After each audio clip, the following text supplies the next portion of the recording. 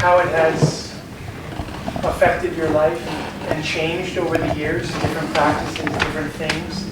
Maybe you could speak a little bit to the importance of spiritual practice.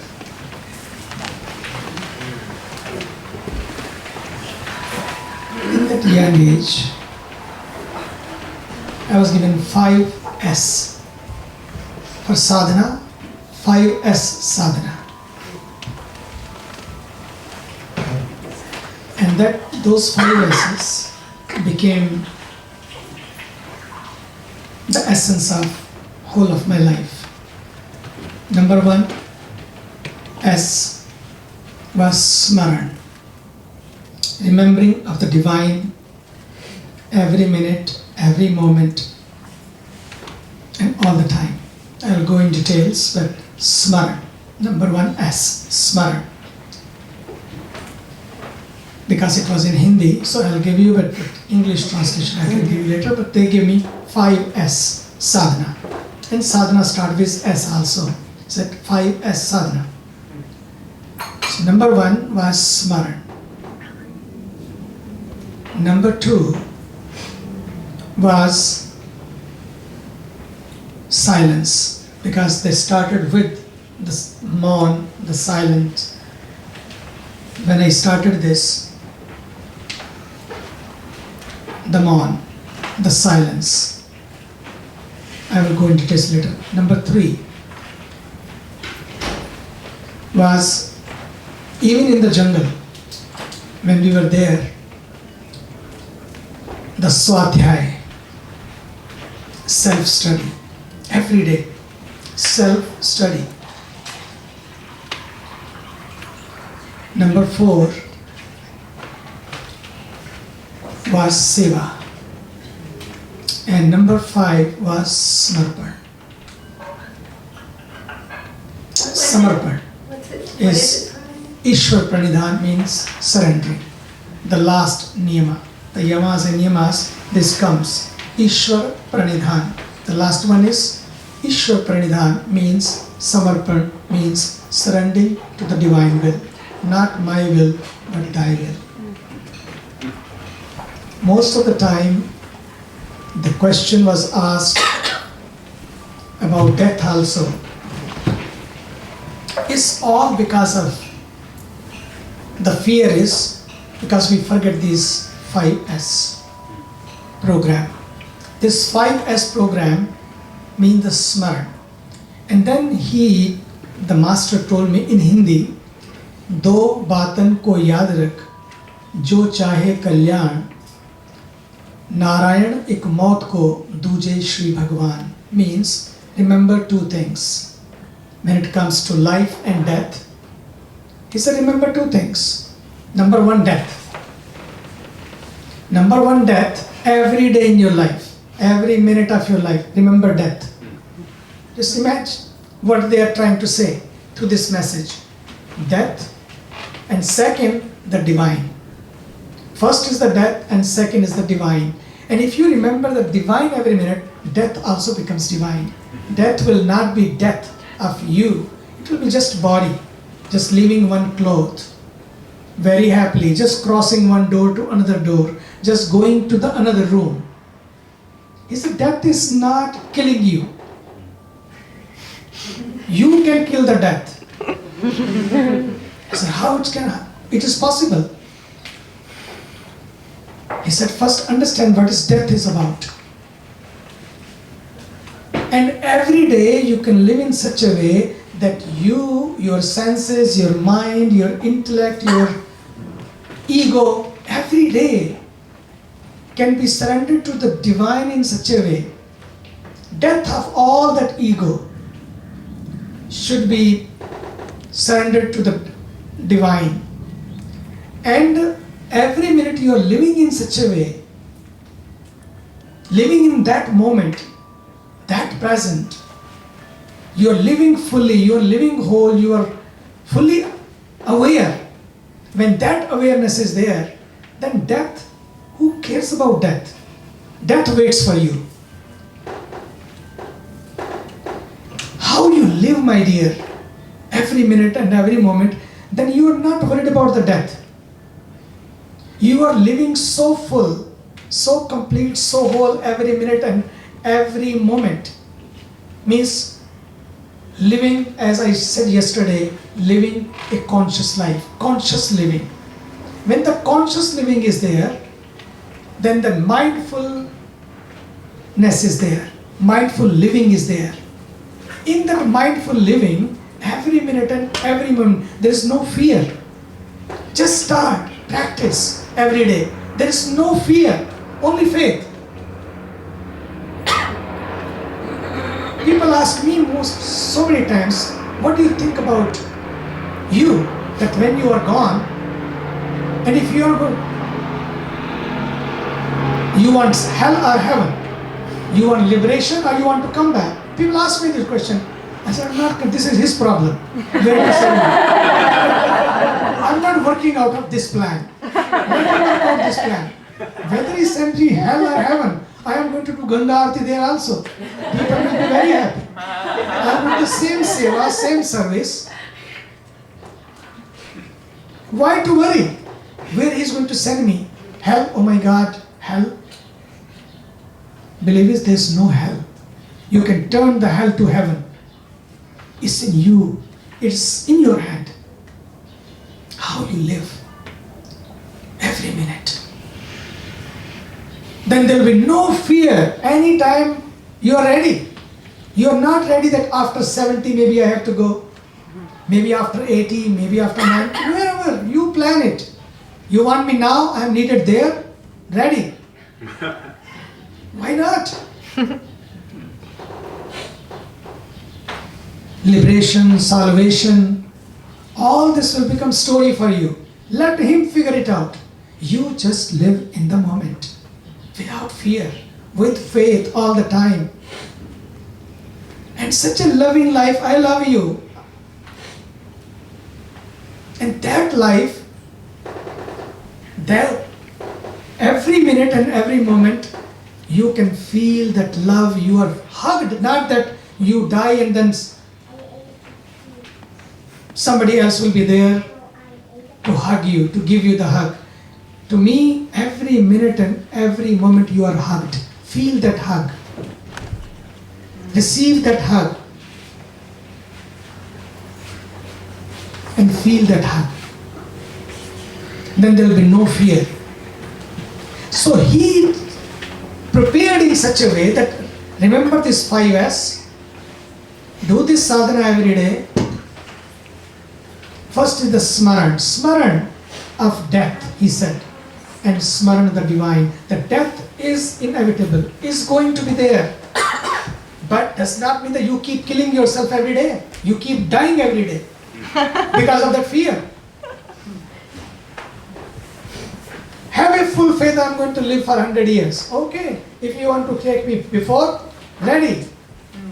But whatever I am doing or being here, it's not I'm counting my days.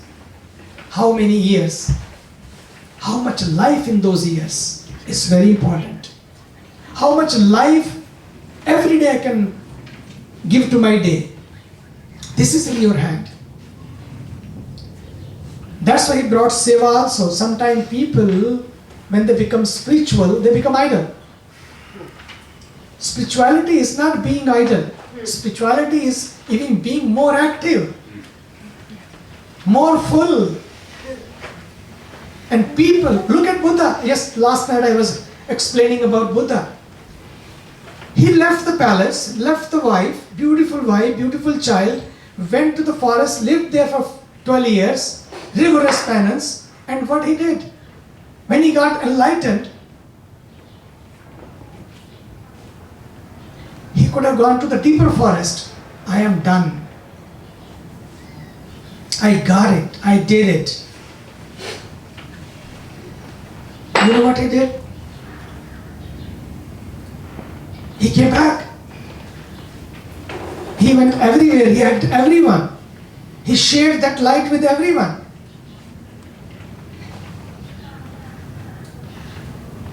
Why he did it? He could have gone to the deepest jungle, the dense forest. Now maybe the advanced course. This is done.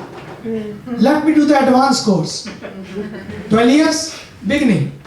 Maybe next 10 years will be advanced course. He advanced himself in such a way that every minute became the light. There was not a way to run away from the world. I said, let me go back to that same world and live life fully. Live life in light. Living in light is enlightenment. Enlightenment, something happened weird to me, I am enlightened. I can write a book now.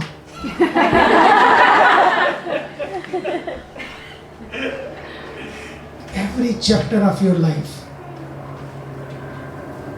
should be juicy. Should be lovey-lovey. Really? Why I have to wait? I should live in such a way that says, Smaran, remember, every minute, every moment. Forget about the past and the future. Live the present. And this is the present I am giving to you. Smaran, remember, the life is now. If life is not now, life is never. Life is now. The joy is now. But we keep thinking about the joy maybe in the future. Let me plan for the joy.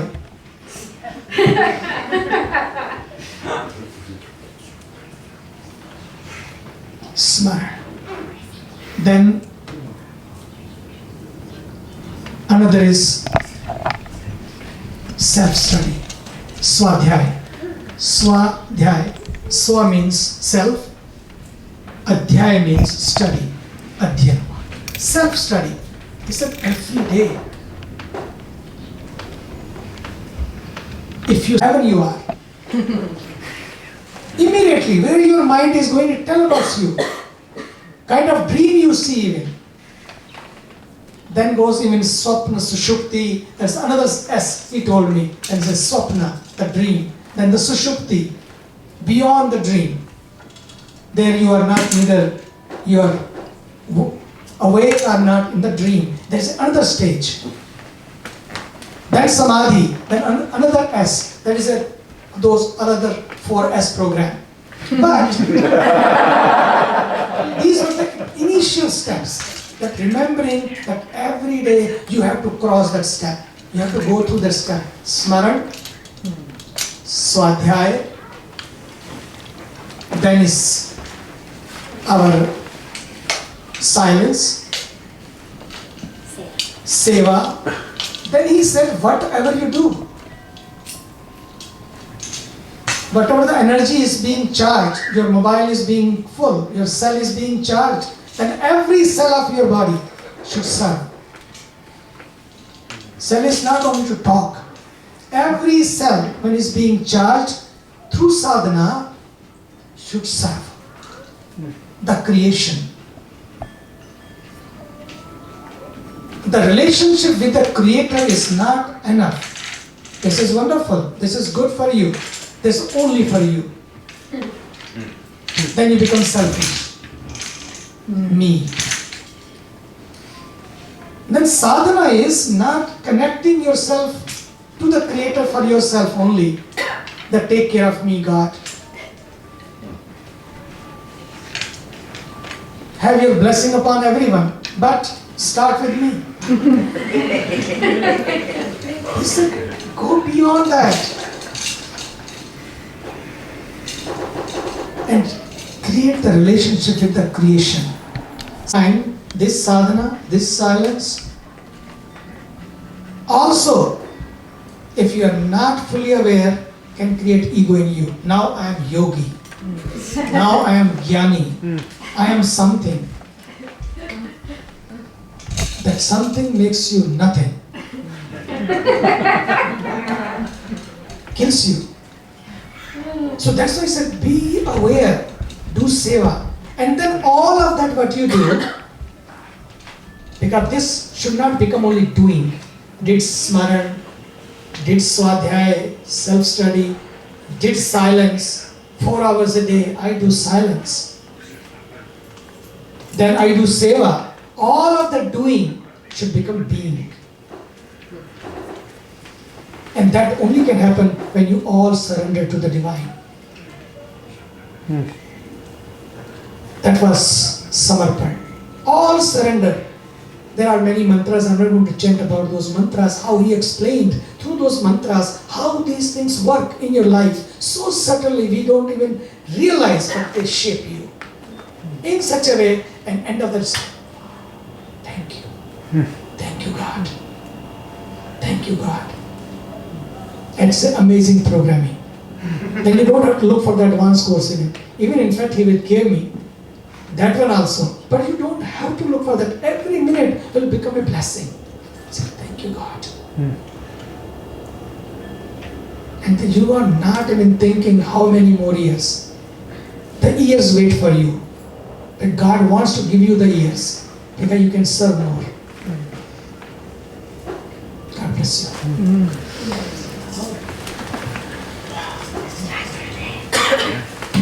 Thank you. It's been beautiful listening to you both today. I don't want to rephrase the first question, but there's something that I've had confusion about or difficulty with, and that is, this practice or practices that we find seem to allow us to find bliss or joy or peace in life. And the truth of life is it's not peaceful, it's not blissful. It can be quite terrible, and especially in these times,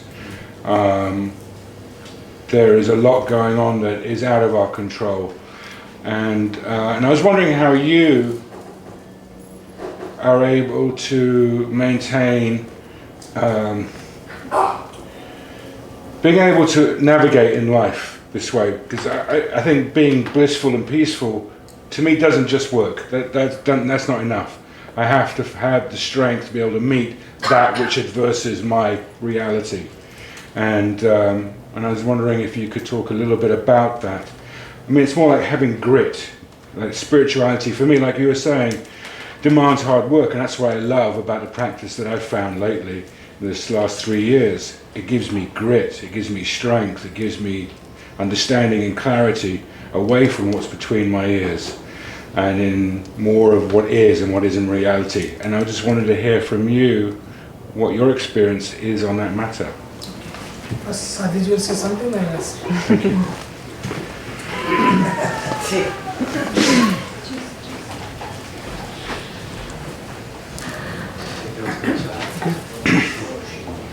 The only way to navigate the world with its inherent ups and downs, with the inherent aspects of goodness and badness based on how we see it, is to recognize that there is a much bigger picture of which we are only a part.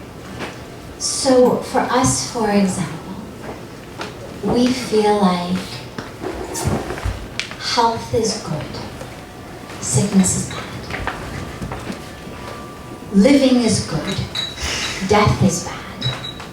Success is good, failure is bad. Wealth is good, poverty is bad. And so when we go through the world and things happen and difficulties happen,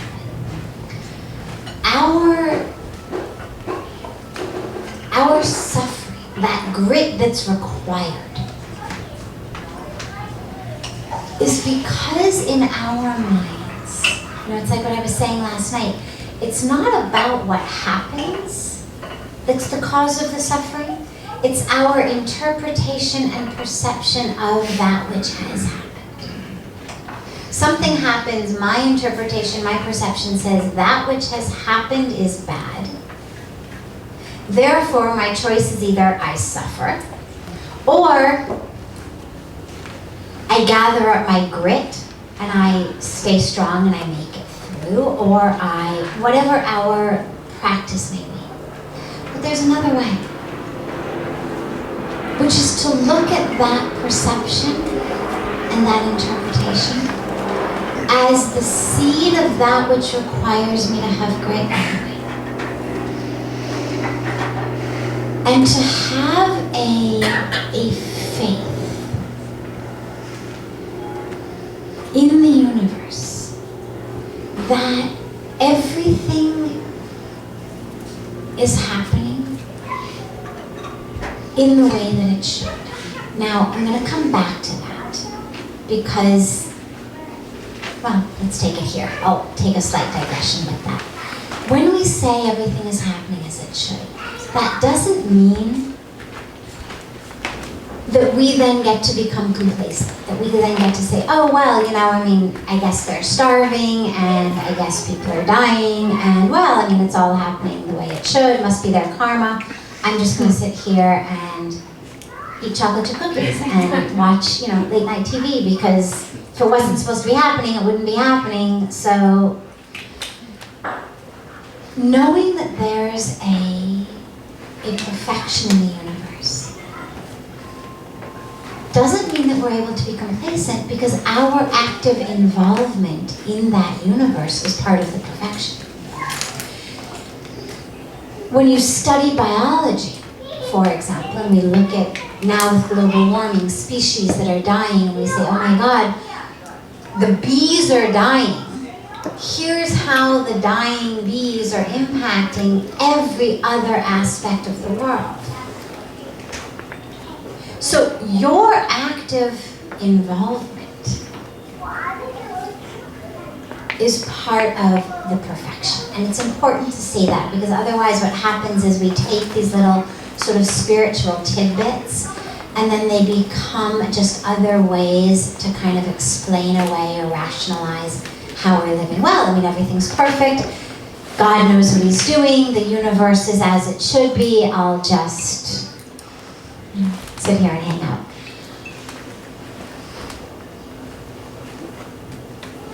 In our minds, we've put these labels that say good and bad. The universe has no such labels. We can say, God, I love the sun. End of summer is bad. Oh no, gotta go back to school. Now it's getting cold. Oh, I don't like the winter.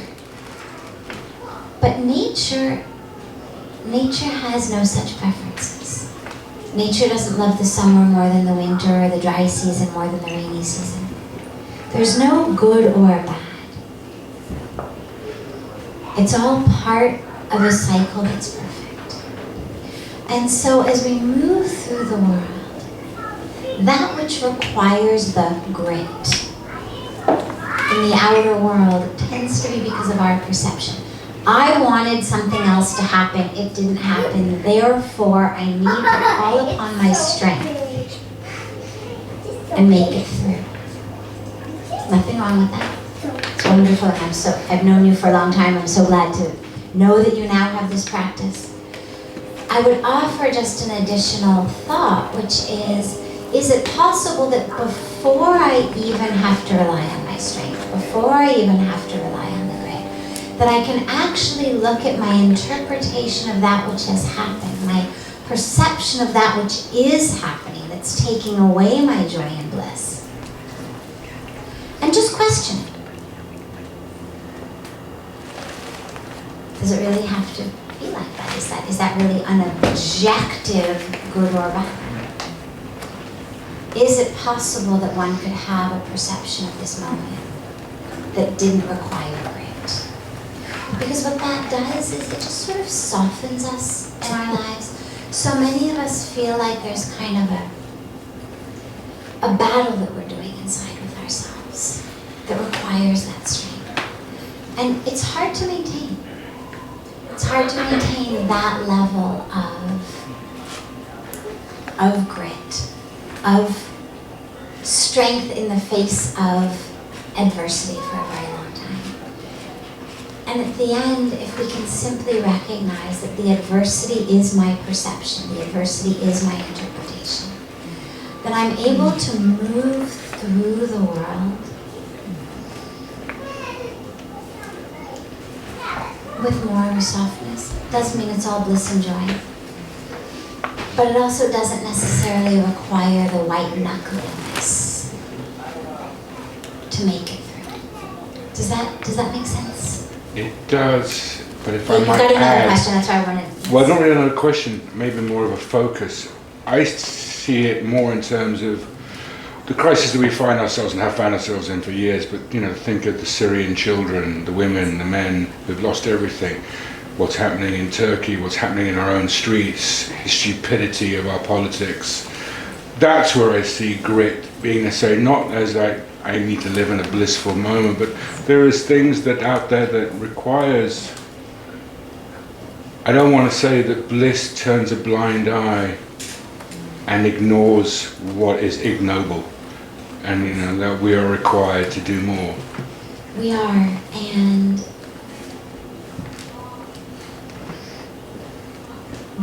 true bliss, when we talk about yoga, it's union, and that union doesn't leave anything out. I can't be united only with those who are healthy and well-fed and doing okay. We all know people who it's like, I don't want to hear about it because I'm really feeling very peaceful and blissful right now, and if you tell me that, or if you don't come over to my house right now in that state because I'm really peaceful right now, and I don't think I can, take your energy. It's not a very stable bliss. That's not the bliss that we're talking about. It's not bliss until someone enters my energetic orbit who says something or does something with which I don't agree, that now my bliss dissipates. That's not the highest level of bliss and joy that we're talking about. It's not bliss and joy that I've attained by pushing away all of that which is not bliss and joy. It's bliss and joy through an alchemic almost re-understanding, re-visioning, re-experiencing the universe, including that which is happening in the world, which requires, bliss is not something we do instead of fixing things. It's not, well, if I'm blissful, I'm not going to be fixing it. The real question is, how can I stand up, do what I need to do, in whatever my capacity is, with whatever resources and abilities and skills and technology that I have, to fix these situations, to restore, in the words of the Mahabharata, dharma to adharma, righteousness to unrighteousness, good to evil. And yet, how can I not lose myself in the process? Because we all know, or have all met, have examples of the angry do-gooders.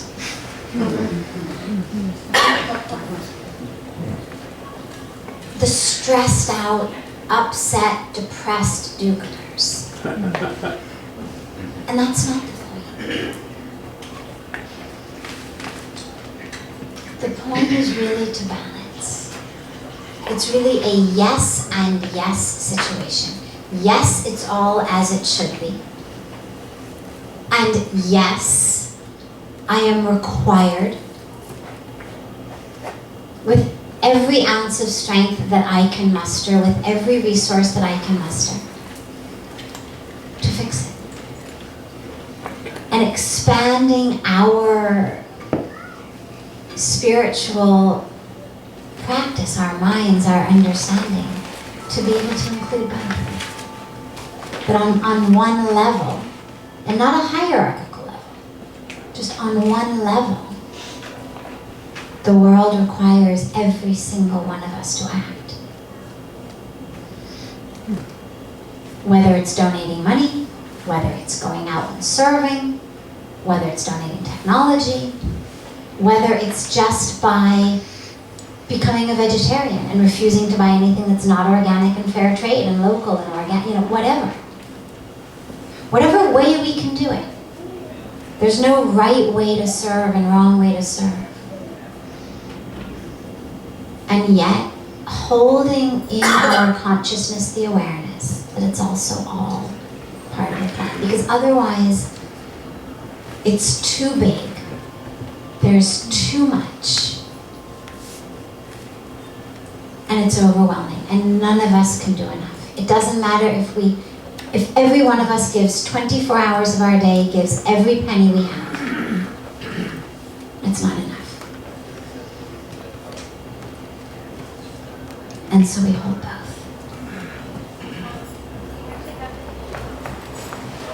Last night, when we went back after the program, we were already late. It was already 10:30, we were there. And then, we reached there, just had a glass of water and started working. Her mother came around 11:30. I was working. He said, "What you guys are doing? My God, you people work and work. You are preparing for another class?" Then she looked at the papers I was working. She was amazed. She said, "My God, sitting here in America, thinking about Africa, for the water, sanitation and hygiene and so many things, building toilets and bringing biosand filters and so many things I was working on the paper. I want to share, there's no need being in America, thinking about Africa, giving a good lecture in Golden Bridge. But to me, this is Golden Bridge. Building the bridges is not the lecture. I was there, gave the lecture, very nice. People loved it, people respected it. We were giving flowers. Everything was so goody-goody, wonderful, great. But to me, that was the real thing. It's not that I'm trying to say that we all have to work till 12 o'clock in the night. No, because I was awake, I said, okay, I'm fully awake. I'm not going to try to waste time now. And I can do, let me do it.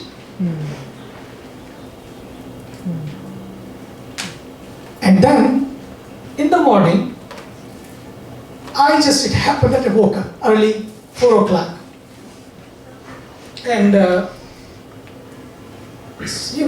nowadays these gazettes are amazing. They give you every time a signal, something beeps, and your attention goes there. I said, okay, maybe somebody is in need. Let me see.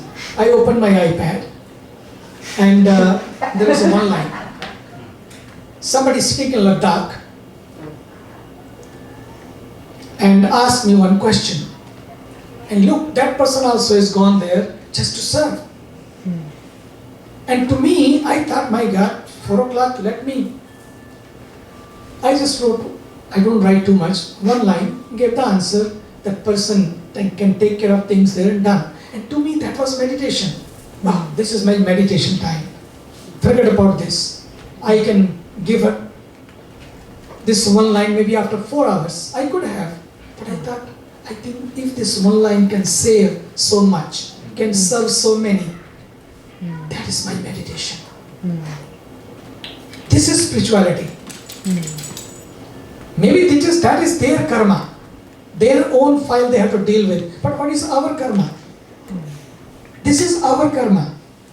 We are here, we are together, we are interconnected.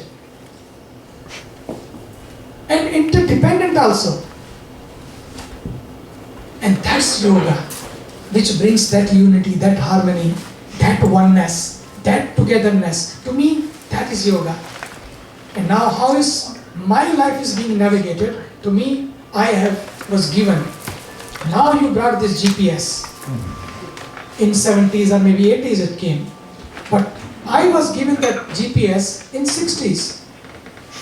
And that GPS is navigating my life.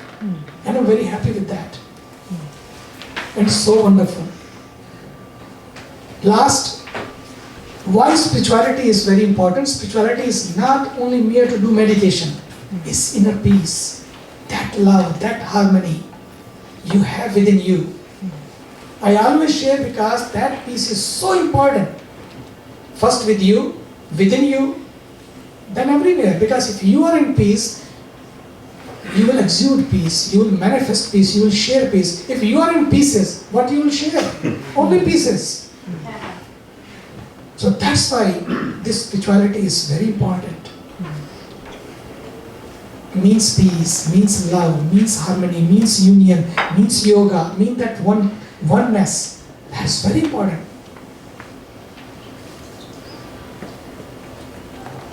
Thank you for asking this question. And you gave us an opportunity to share and serve you and serve others. Thank you. And through you, believe me, we are serving the Creator, the real one. We are serving the Creator.